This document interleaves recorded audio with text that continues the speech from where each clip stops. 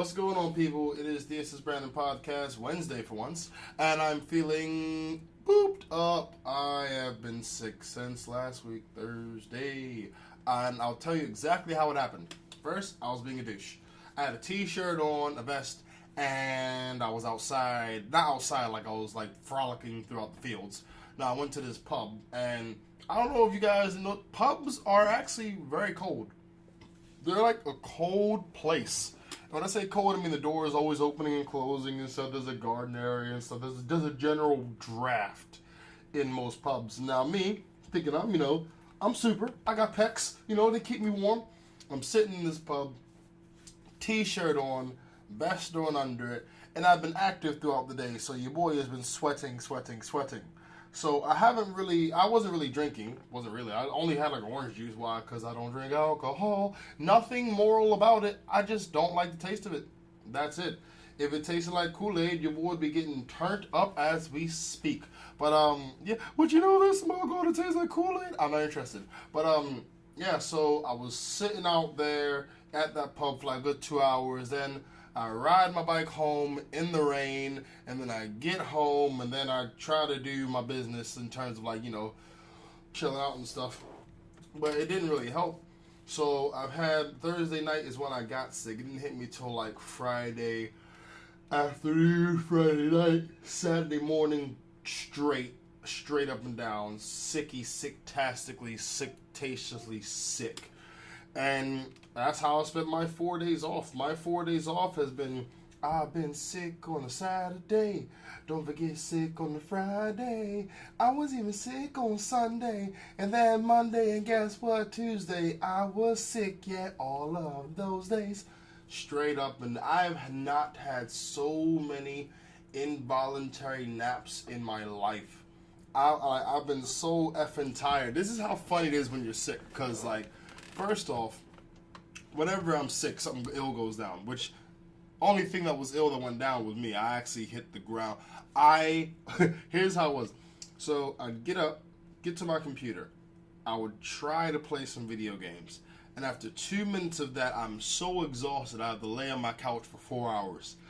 Then I said, you know what? This couch is so comfortable. Excuse me, I'm getting tired now. I was so tired of laying on my uncomfortable couch, I got into my bed, and I laid in my bed for 6 hours. Then I got up and I went to do a tinkle. Then I get back to go try and play some video games, and what happens? Play video games for like 5 minutes, and whew, Lord have mercy, these games are weighing on me. And I got tired. Keep in mind, your boy isn't eating during this time. Not because I was being lazy, but I was so sick that the appetite is gone. Absolute appetite is absolutely just fat, just freaking ridiculous. So, I mean ridiculous and ridiculously gone. So I'm trying my best to get up and move around. And at this time, I forgot this with myself, but when you're sick, there are 3 things that you should try and aim for. 1, rest. 2, food. 3, excuse me for that yawn. I have not yawned since I've been in the house. The moment I start this, sometimes I think it's all mental, like it's in my mind. It's just like, am I really tired? No, I'm just yawning because I'm getting restless at the fact that I'm doing something focused. And my mind's like, well, I don't want to be focused. I want to jump up and down and listen to Lil Boozy. But, yeah, so I was doing my best to relax, eat, and sleep.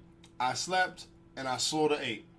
Wasn't relaxed at all. I will not even stun. I found some awesome Nitol, though, so I'm going to sort of get that to help assist your boy with a little bit of the sleeping. I may use it. I may not. Nitol is cool, but it just sounds spiffy. Part of me think it's all, up at the top and in the head. By the way, I'm being such a uncharacteristic douche. How have you guys been? You guys been good? You had a good week, had a good 4-day holiday, the Good Friday, the Easter Sunday, the Bank Holiday Monday. Did you guys enjoy all those? The Good Friday, Easter, where you celebrate the sacrifice and the revival of Jesus Christ by, for some reason, chasing a bunny rabbit that leaves chocolate eggs all over your house. I wish I was making that up. If someone could explain to me the relation between Jesus Christ dying on Friday, come back on Sunday, and the Easter Bunny giving out chocolate eggs, I'll give him a t-shirt. And hell, I don't even have t-shirts, but I'll make one for you if you can make that connection for me. IJBPC at Outlook.com. That's IJBPC at Outlook.com. Yeah, so I'm still recovering from it. My throat feels, oh man, eating is a task, and that hurts me because your boy loves to eat. But yeah, my throat feels freaking swollen, and my nose is freaking blocked, and my head hurts, and bitching. I know, I'm just bitching, right? Let me just get to something else. I was riding my bike. Oh, here we go with the bike. Wait, you don't like the podcast? Just shut the hell up and stop listening to it. Just click the stop button. Click the stop button. Brandon, no one's actually saying that. That's just your own insecurities just firing off again. I'm sorry. Deep down, I just want to be accepted because I know that I don't really have that much to offer the world. Psych. Yeah, there was a cyclist in front of me, and he was riding, and he did this thing where he pointed to the right, like with his arm straighted like twice, and he didn't move, and I was like, okay, cool. So the bus behind him honks, I'm thinking that ain't right, because you can tell this guy is not playing with a full deck of cards. I can tell that. And out behind this guy, excuse the third yawn. We should have a yawn counter. Okay, at 6 minutes 37 seconds, that's the third yawn, right? So the yawn counter, yeah, we have 3 yawns so far. So, yeah, I felt sorry for the dude. Like, you don't honk your horn at a dude who's already disheveled from a starting position. He hasn't even started riding. So the dude starts riding his bike, and then he starts pointing forward. But it looks like he's doing the head. Let's sign it. So he looked like he was doing that. And I just ride around him, but slow enough to see, are you having some type of episode, a fit? Nah, he was just a very, very uncoordinated cyclist. And he had the helmet, and he had the vest, and he had all that. And at the end of the day, I just hope he had God riding with him, because that's what he really will need at the end of it all. Yes. And in the Lord's name we pray. Amen. Amen. Amen. I've been doing my rehearsals, have not been doing many shows. Why? Because your boy's been sick. But I'm going to try and do some next week. Actually, I have a show next week, actually. April the 7th, I believe. Or is it April 7th? Or is it the 6th? It's the 6th or the 7th. I'll get some dates to you guys. But yeah, I have a show, and I'm looking forward to that one. I've been tightening up my set from the notes I got last time for this show, because I'm really looking forward to it. And I've been living off juice. Oh, I have not had many solid foods. Like I said, I told you I've been trying to eat. I ordered a pizza, and this is how sick your boy has been. I ordered a pizza, a supersized pizza. I'm gonna do this. I'm gonna eat this. I order the pizza, and I order the pizza, right? And I pay by card. Why? Because I'm not gonna go all the way out to the store to go take some money out to come all the way back to then order. I might as well just have gotten the pizza when I went out the first time. So I pay by card, and I called them and I was like, okay, look. Can I pay by card over the phone? Because last time I did the whole card reader thing, it didn't work. For some reason, the card reader likes to go stupid whenever it's out here. And I'm just like, you know what? I was going to skip that. I'm sick. I don't want to wait. So I call the guy, and the guy's giving me tood. And when I say tood, I don't mean actually tood is in a thing. I mean tood is the break off of attitude. Was not cool. So I was like, can I pay for this with my card over the phone? Like, we do not do card payments over the phone. Yes, you do. I've done 2 of them. Can you just take the card over? The driver must be the first one to then say, you must take it over the phone, and then I can give it to you. I said, listen, last 2 times he came here, there was not a card reader working, so I had to call. So I'm just trying to skip it out. And he's like, okay, hold on. And he must have talked to someone that says, just do it, because this is me. When I'm sick, my patience drops a lot. Why? Because I'm sick. I'm having a hard time breathing. My head hurts. My body hurts. The last thing I want is someone, something, anything making me do something for more of a time than I have to. I want to lay down. I want to sleep. I want to rest. Right? So this dude, He comes back and he's like, okay, we can take it. I'm like, yeah, you'd have to, because I would just be stubborn. Knock on the door, give the card in. 2 minutes, it's not working. All right, cool. Give me this, take your pizza, go poop yourself. I'm done. Why? Because I offered. If I give an option and you don't take the option, that's within your right not to take the option. But understand, if you don't take that right, then I have the right to then shut the door in your face. Of course, then you can't order pizza from there anymore because, that's when you start to get all spitsies and your foodies, and that's not nice. That's not nice. It's not nice. It's very nasty. Let's see, what time? I'm not going to rush through this, but I am, my head is, like I said, killing me, and the headphones, they're not tight, but they feel tight because your boy's head hurts. So all I want to do is, all I want to do is get through this podcast, maybe do a little bit of writing. Oh, reading. I've been reading my book, but I've fallen so far behind. So I'm thinking about just leaving that book and doing that book next month and skip it to a new book for April Fools. Why? Because at the end of it all, your boy really, really, really just wants to chill. And when I say chill, I mean holistically chill. I mean physically, psychologically, mentally, any type of spiritually, Bruce Lee. Just to relax, because your boy works. And I do my shows and stuff, and all that creativeness and leadership and management and all that stuff, you need a really hard come down from that. Because if you don't, what's going to happen, you give out all this energy with no come down. You give out all this energy and no come down. You keep giving out all this energy until you become a burnout, where you're just not even yourself. You're irritable. Think of the manager at work that is not. He's not they're not even they don't have any human skills. They can't even relate to people on a social level. Those are the people I'm talking about, because they push themselves so much, so far, and they don't have an outlet. They don't know how to be themselves. They only know how to be the crowd. I don't want to be that. That is on the bucket list of things not to do.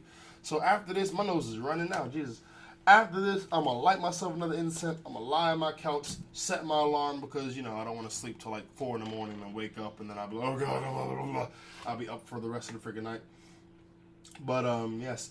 Oh, to any of you guys who are into training and stuff, I would definitely advise you guys to keep doing what you're doing. Yeah, wasn't expecting that, were you? Now, if you've been training, keep doing it. If you're thinking about training, get into it. Just start small and build it up. Get a bike, maybe just do some house jogging, or you just do some high knee. I honestly thought I was going to get through this without one siren. I did, I was wrong. Do some high knees, do some sit-ups, something simple. I got to push this point more. For all of my people who want to train, just train. If you want to read a book that's training your mind, train your body, train your mentality. If you want to be more patient, just be more patient. Do what you want to do right now. So whatever you want to be, do that now. Sounds dumb, but trust me on this. Too many people say, I want, but they always say I want with some type of thing that they don't have, which is why they can't do what they want. It's so ridiculous. It's how a person make sure that their character stays flawed, because there's a solution, and there's many ways to get the brass ring, many ways. But so, I can only be successful if I have 3 tigers, a monkey, and a pet chimpanzee. Well, why don't you just try, I don't know, getting the Jungle Book on DVD? No, because I want to have my monkeys, and I want to have my chimpanzees and my lions. This sounds dumb, right? But guaranteed, there's someone who has some type of issue, barriers, and something going on in their life right now. And the only thing stopping them is them. And this is what I've sort of stumbled onto. The world that we're at today, all the information to become awesome is just out there, free floating. But because people are so cynical towards it, that is yeah, okay, that's what I have to do? Yeah, you can go screw that. I'm going to do what I'm going to do because I've been doing a great job so far. Simple. If I have been going right my whole life and all I've experienced is pain, I have nothing to lose by going left at all. And I'm only talking about in a metaphorical sense, okay? I'm not trying to bring this down to, homosexuality or anything like that, okay? Just make that clear. Oh, goodness, 15 minutes. Let's get to some of the recent events and less of my jaw jacking of my nonsense. But first, nose blow. See? My throat hurts when I blow my nose. It's ridiculous. All right. Has to be the best selfie ever. Hostage tells how he posed for a photo with Egypt Air hijacker. Now, I wonder if he would have posed with a black guy in Compton. I know it sounds like dumb. I'm just thinking you pose with a hijacker on an airplane. Like, I don't think people in September 11th were trying to pose at all. Why? Because, they were trying to not die. Just saying. Anyways, let's read a little bit. Passenger who posed a photo with the idiot hijacker of the Egypt Air MS-181 claims it was the best selfie ever, but he didn't dare tell him his worry. He didn't dare tell his worried mother about it as she watched the drama play out on TV. So you guys may have heard the story. This guy wannabe freaking hijacker, a wannabe hijacker. I can understand a wannabe rapper. I can understand a wannabe actor. Hell, I can even understand a wannabe doctor. I saw it. It was a young black dude trying to be a wannabe doctor. But a wannabe hijacker, do you think you're going anywhere but jail? Do you? And it's like, because this guy was an old man, this was the reason he wasn't beaten into the ground. Because he doesn't really look like a terrorist. If this guy was, 6 foot, had the beard going down, had the whole Islamic apron get up going on, and they was like, everybody, get on the ground, this is a hijack. They would have stomped him. They'd still be stomping him now. They would have to scoop him up and pour him into the police car. That's what would happen. People do not play on airplanes. Lord knows I was nervous coming out here. I was nervous, but there was this flight attendant who was really cool. This guy was friggin' awesome. It's like he knew we were like the only 2 kids in the plane, and he was just like dancing and stuff. And so we could see him. He was really funny. If I knew who that dude was, I'd give him a high five because he made that flight so bearable. But the guy was really, really cool. But like, this culture that we're in today of just taking pictures of every single solitary thing, like, what do you need a memory for?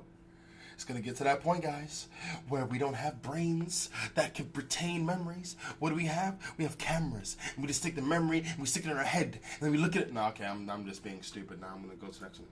All right. This is actually one of my favorites. A white student confronted and accused of cultural appropriations for having dreadlocks by a black classmate. I think it's noteworthy that this black classmate was a woman. No, but it's always women. Black women complain mostly about cultural appropriation because it mainly happens with hair. Like cornrows or boxer braids, as they want to nonsensically call it. The thing is, this is why I don't watch the news or the media, and this is why I laugh when people want to get offended. It's like, the only reason they can say this nonsense and you get away with it is because you watch it. If you didn't watch it, then no one would get boxer braids. That's like all of a sudden, I don't know. I can't even give an example, because everything else has been done. It's like, you know what, we got to find a way to say cornrows without them noticing. Why don't we say boxer braids? No one will ever go for boxer braids, Jared, okay? No one will ever go for that. Don't say boxer braids. Then they say boxer braids. It's a hit. Jared, you're a genius. I know, right? I'm a genius, because boxer braids is like the braids you put in before you're boxing. Like Ronda Rousey. Yeah. What about Serena Williams? Who? Oh, no, she doesn't have boxer braids. She just has tennis braids. Yeah, tennis braids. They're so different from boxer braids. Absolutely.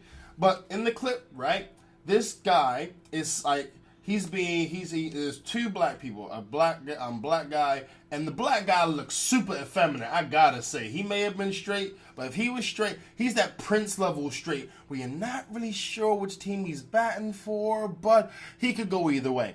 And she was saying like, oh, yeah, you're wearing these braids. He's like, yeah, but they wore braids in Egypt. Are you from Egypt? She says, no. Are you? He says, no, that's not my point. She's like, well, where is Egypt? Where is Egypt at? Where is he? So he tries to walk past her, and she puts her hand out. So he puts his hand up to move her hand out the way, but she walks along with him. I'm like, you messed up there, Sonny Jim. You can't put your hands on a woman, no matter what she's doing, no matter what she's saying. She could be spitting, she could be yelling, she could be stabbing you in the pancreas. No. No, but once you put your hand on it, sort of invalidates yourself. But, this guy, he's wearing dreadlocks. Let him be. The boy wants to wear dreads. Just give him a high five, say thanks for representing the cause. If he says, huh, there you go. I don't feel that cultural appropriation is something that, black people in a whole should try and tackle. Reason being, black people still got black people killing black people. Black people still get upset about black people saying N-word. We got so many issues that we need to in-house clean up. And when I say in-house, I mean that no one else knows about those type of problems. You shouldn't be worrying about no freak. That's like, okay, so you've got a cat, and your cat doo-doos on everyone's bed. But you're worried about someone leaving the front door open. It's like, hey, if the cat runs away, that's a good thing, because my bed ain't gonna have doo-doo on it in the morning. You need to get your cat and train it so it don't doo-doo on bed. Maybe that was a little bit too much, was it? No, that was actually perfect. It's like, get off the dude's back. He's wearing braids because it's my culture. If you did not write, if you did not create, if you did not in some way manifest this culture that you're claiming, you can't be mad at someone else. And why aren't you flattered? Yeah. Why aren't you flattered? Because at the end of the day, if you were flattered from it, I think less people would be more inclined to do it. On the real, it's only because people are like, oh, don't do that. When you tell someone don't, that just makes them want to do. I know it, you know it, we all know. You can't just say, oh, that's not right, don't do it, because they're going to do it anyway. Damn, time is moving fast on this one. Next up, ooh, this is fun. Emma Watson's fans accuse her of promoting skin lightening after her Lancome campaign resurfaces on the internet. Okay, if she does a commercial for a product that does skin whitening, it ain't no accusing. That's what she's doing. The end. And Emma Watson's is white. So why are you mad if she lightening her skin? Why do you care? It's like if she want to make her... Alright, she's already of a light complexion. So if she wants to go lighter, let her be as Casper as she wants. That is her right as a woman to be completely Casperific. She's not bothering you. Hell, you wouldn't know because she's invisible. You'd walk right past her in the street. She's invisible. Maybe she's born with it. Maybe it's... But yeah, I mean, look. I see, like, when black people try to lighten their skin, I think it's hilarious. Why? Because their face is light and their hands are dark brown, sometimes red.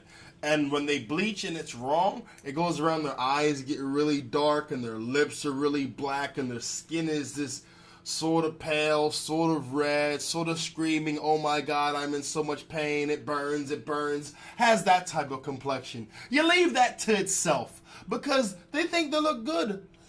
Hey, far be it from me to tell you that you look like a stoplight that has malfunctioned. You keep doing what you're doing. And if she wants to lighten herself, because even when you look at the picture, you can tell it's photoshopped. Ain't no one that damn pale. No one. Alright, the fact is her forehead matches the white on the text. That is how pale she is. And you can't even see her damn fingernails. Who aspires to look like this? Oh, I know. People who've watched TV so much and has made them feel like absolutely inferior because they watch all these females that ain't real because they've been photoshopped and airbrushed and lightened with the lights. That you want to say, hey, stop using this. Stop promoting this. We want you to be as ugly as we feel. I swear to God, every commercial that if I do have a daughter, every commercial, every time my daughter watches TV, I'm be right there with her.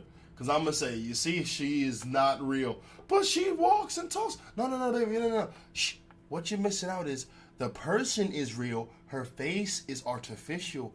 What do you mean, Dad? I'm glad you asked, baby. Sit on my lap. So what happened is this. You see her? She really looked like this. Exactly. But what happens is they do this and do this and do this and I understand, Dad. So she's manufacturing fake. That's my baby. Nudge me. Bang. Daughter, father, bond, better. Love it. Learn it. Do it. I am such a dumbass. Oh, goodness. I need to go to the last thing because I got like less than 5 minutes left in my throat. My throat is really starting to kill me. Okay, so I haven't done a main topic for a podcast in a while, so I saw this on Facebook, and I got to bring this up to you guys because you guys are my peoples. I love y'all. Y'all love me. You listen to me talk my nonsense every week. So this is it, right?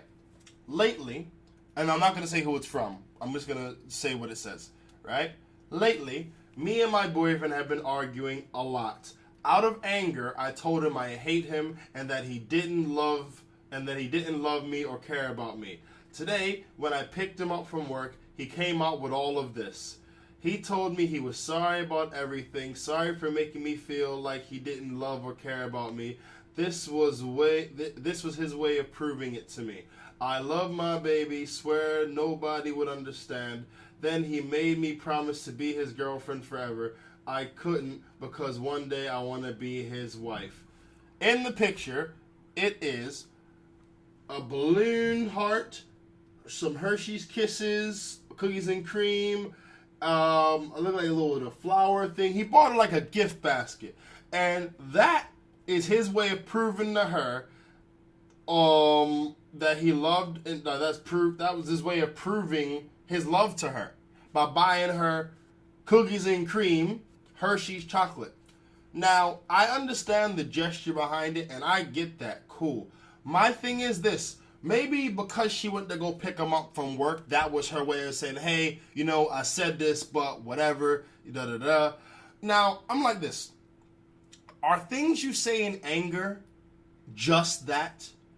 Do they have any type of a deeper meaning? Like, I find that I couldn't say something that I didn't mean in some way, shape, or form. If I meant it to be funny, then yeah, I meant it. If I meant it to hurt, yeah, I meant it.